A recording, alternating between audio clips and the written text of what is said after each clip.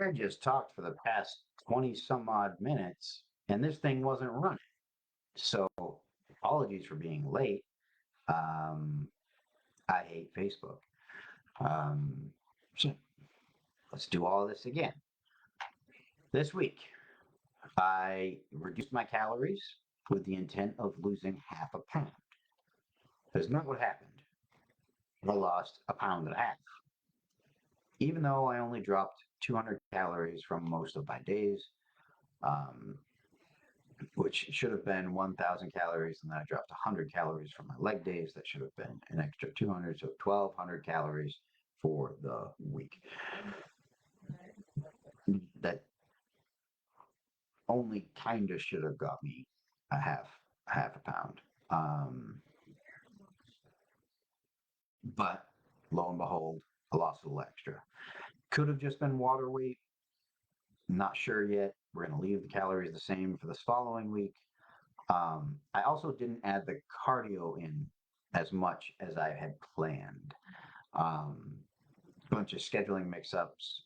So instead of doing yeah, three, three half-hour walks, I did one, um, and that was just because I had extra time on the weekend, and it was nice. So, um, yeah, so that was more of a leisurely walk rather than a dedicated, trying to get somewhere kind of walk that I would normally do for cardio. Um, so I really wouldn't count that towards any kind of calorie burn or whatnot. Just transporting your body. I don't count it as exercise. So let me see. I wonder if that's why it let me change my screen share when I was doing this when I wasn't live, because yep. All right. Um, so I can't show you my chronometer web page. Oh, I hate doing it on here. I hope YouTube fixes its junk. Um, so I lost a pound and a half when I wasn't really supposed to, but I'll take it. Um, I did not do, or excuse me again.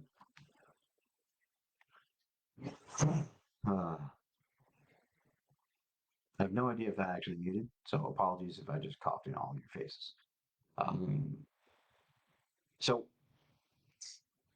the the calorie change should have only been 1,200, but I lost a pound and a half. That tells me either I was tracking really, really wrong to start with, or um, I somehow have increased movement. Um, Waist measurement. There we go. I forgot to write it down on week one, um, so I have no idea what it was. I don't really expect to change a whole lot in a week, but I also have not found my retractable uh, tape measure. Um, but I will show you where I measure myself with the crappy one. Um, and the reason I do a waist measurement um, is because sometimes the weight on the scale won't budge, but you might still be losing body fat. Just this week you gained a little extra water, or you actually gained muscle mass. Now, if you're gaining muscle mass and losing body fat, that's called recomposition, and that is honestly the greatest thing that you can do. Ride that out as long as you possibly can. However, I need to weigh a certain weight um, on contest day. So recomp is good up until I need to just straight lose weight so I can weigh the proper thing on the platform. Um, None of that's going to be a problem because I'm only trying to lose 20-ish pounds. Um, so, and for some people that might sound like, oh my God, how am I ever going to lose 20 pounds? Yet I have a lot of muscle mass and not bragging. Um, So the more muscle mass you have, the easier it is to lose weight because your calories are actually higher. Your base calories, basal metabolic rate. Um, fancy way of saying if you're in a coma, this is how many calories you would burn. And I can't show you, fucking lose it. Um, I'll post the link to my calculator, online calculator that I use. It's all free. It's got articles and stuff on that webpage. It's all good. Squirrel brain. I haven't had coffee yet, so I'm kind of struggling. I will show you where I do my waist measurement for guys. Ladies, it's a little bit different, but let's go with guys first because I am one. Um, I always go under the shirt. It adds like a maybe an eighth of an inch, but whatever. Um, so fiddly. This is why I like my retractable one. Don't gotta fight with it. So relax, get the proper measurement. So that's yeah. So I do it right over the belly button. You make sure it's flat all the way around. Um, so I'm at 42 and a half inches, um, which is lower than it was. Thought I was up to 43 something. Anyway, that's what it is today, 42 and a half. And that's just where most guys get the biggest. That right over the belly button, that's where we grow, and that's where we store the most body fat. Ladies, it's a little bit different because you store your body fat around your hips. So with females, I actually do three measurements, and it's the smallest, the middle, and the biggest part. So right at the end of the ribs, usually where most females are smallest.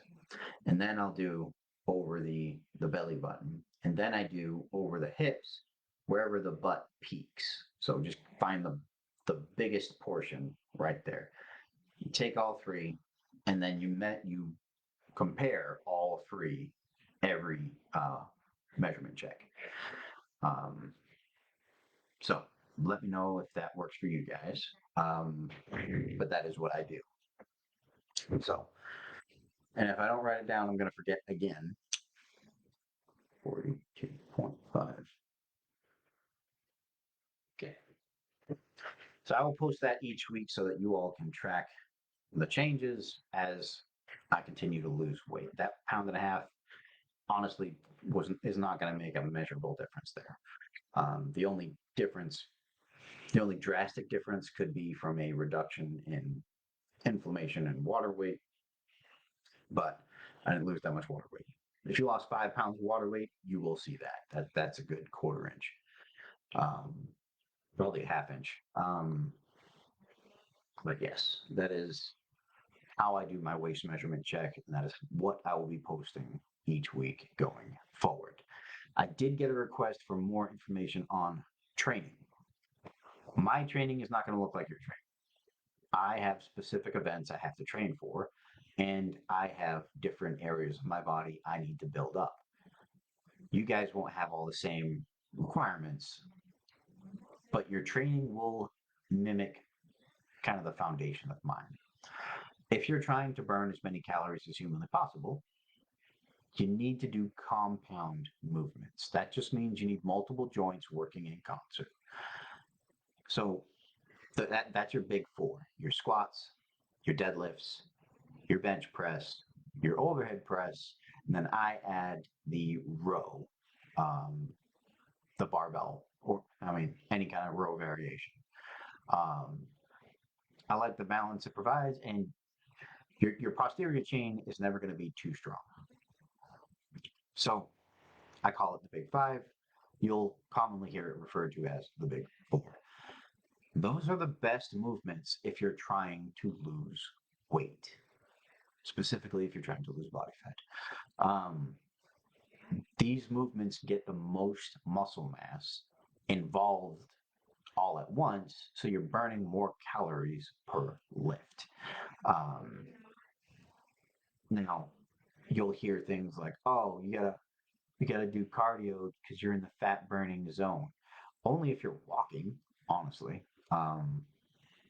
But the fat burning zone Your body metabolizes different energy sources based off its needs, and its needs are dictated by the amount of work it's doing. So you have your aerobic and your anaerobic, right?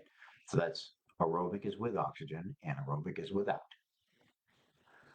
Your aerobic work generally requires fat for fuel because the heart rate is lower. Anaerobic, your heart rate goes higher and your body needs the energy faster. So you're going to use glycogen, basically sugar. Being in fat burning zone doesn't actually mean jack because you're burning so fewer calories per minute that, all right, you walked on the treadmill for 30 minutes. You kept your heart rate below 150 beats per minute. Um, you probably only burnt but maybe 100 calories. So 100 calories worth of fat is minimal. You need to burn 3,500 roughly. It's not perfect. 3,500 calories to burn 1 pound of body fat. So you just burned 100 calories in a half hour. It's a lot of half hours you got to stack to get to 1 pound of fat loss. Compare. You do a hard weightlifting workout. Now, your your body has to recover. So it's there's an acronym, EPOC, excess post-workout oxygen consumption. Fancy way of saying while your body's trying to repair after that tough workout, your calories are actually higher. Your calorie requirements are higher.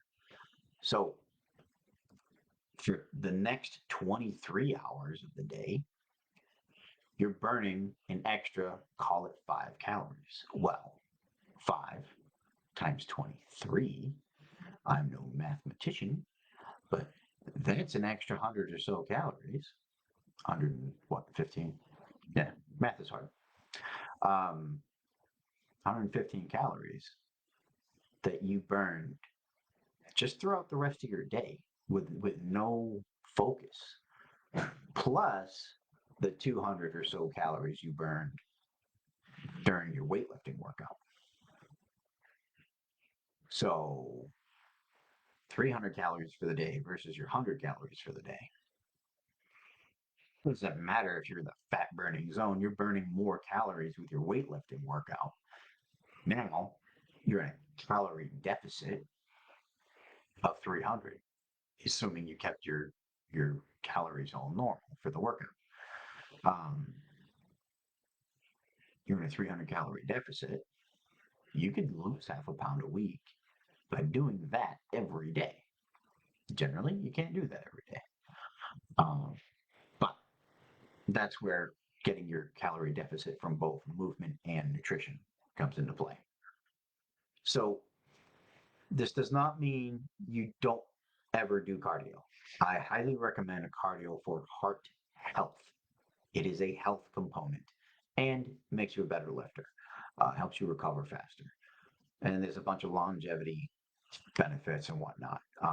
It's just not the most efficient way to burn calories. And I know I've said it before. I don't know if I've said it in one of these. Your body will only change its weight when you change your calorie input and output. Okay.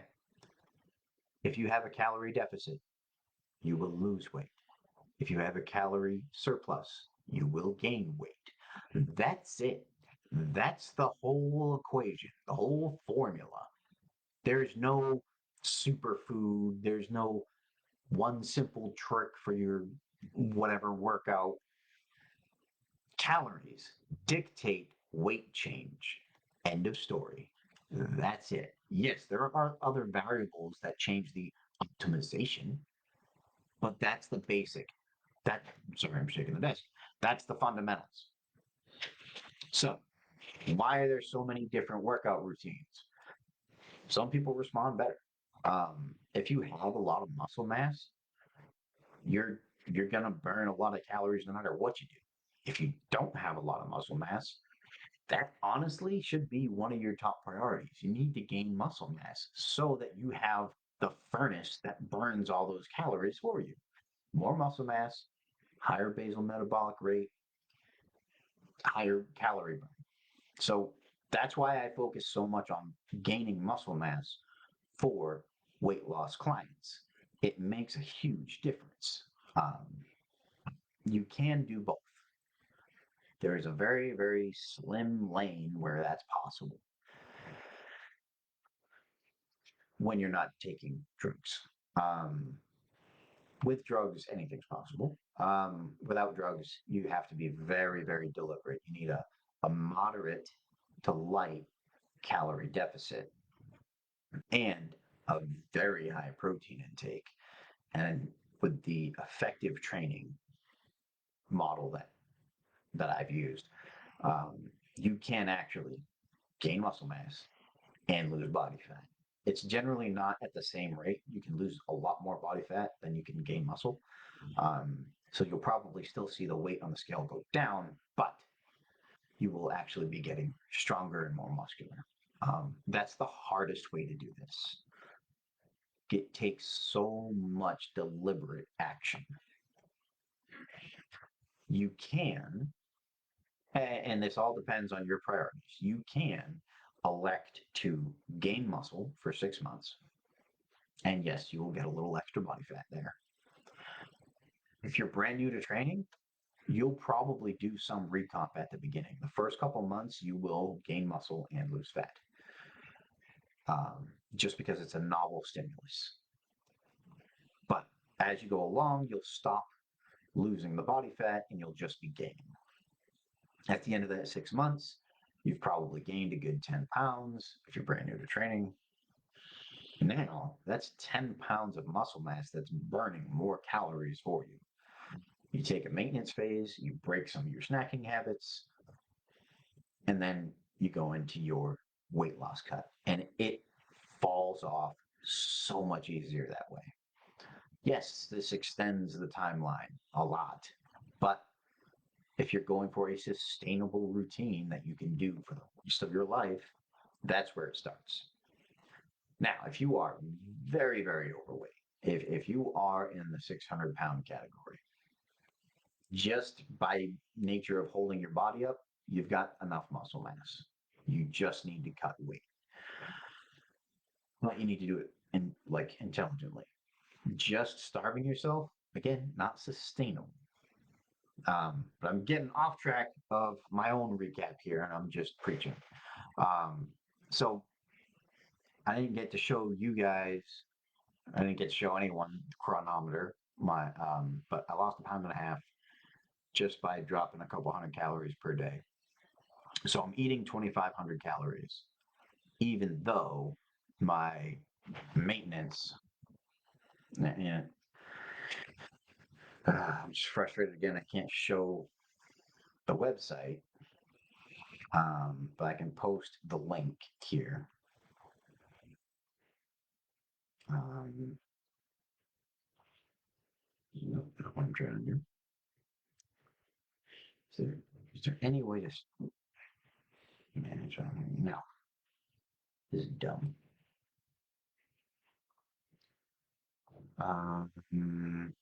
Yeah, turns off start screen sharing because fucking ridiculous. All right, next time I can try the screen share unless I've fixed the YouTube. Um, but so I use, and I know I've posted this before, exrx.net. Um, there's a calorie requirements calculator. You plug in your age, your weight, and your height, and then you calculate your activity level. So everyone should be sleeping 8 hours a day, and then most people will be putting the rest of their time as very light. So the rankings are resting, very light, light, moderate, heavy. Heavy is like the CrossFit Open, um, or like my competition days for strongman. Those are heavy days, the heavy hours. Very light is the average American day. You sit down, you do normal tasks, maybe you clean up, you transport your body. Um, Light is the Zumba class, um, whatever dancing with dumbbells thing people do, and kind of walking for like walking to do errands. You're kind of walking with a purpose. Moderate is any and all weightlifting, and that's going to be the bulk of your movement calories. Um, so I work out for 2 hours on average. That gives me 14 very light hours because I'm usually sitting here, uh, and then you calculate. So on my workout days, I'm burning, my maintenance would be 3,700 calories. Yeah, that's not entirely accurate. Um, Definitely, I was gaining weight eating 3,200 calories. Um, so you have to take this with a grain of salt. You compare this with what you're currently eating, and you can kind of get an idea of, you know, how much you can trust it. Um, but if I drop that and go back down to very light, give all my 16 hours to very light, that drops it on down to 3,000 calories. So that is probably closest to accurate. Um, it's probably 1 or 200 calories. Um, if I were to eat 3,000 calories every day, I would generally maintain my weight. Um, right now, I'm eating 2,500 calories and losing a pound and a half in this first week. So even if these numbers were 100% accurate, I should be eating 3,000 calories a day. Then, if I just eat 2,500, I should lose 1 pound a week. That's 500 calories a day times seven, 3,500 calories ish per pound of body fat. So I recommend putting maybe a one for your moderate workout hour. Um, and it's important, don't count your setup time as a workout. I generally take 20 minutes to get all my equipment set up, change, get ready, and then start lifting. So even if I get to the gym at 6 p.m., I know I'm not starting to lift until 6:20.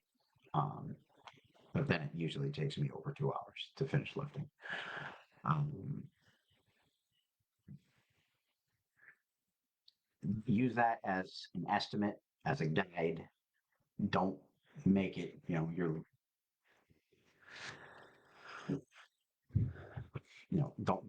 live or die by that number. That's where I use my calculations and go from there.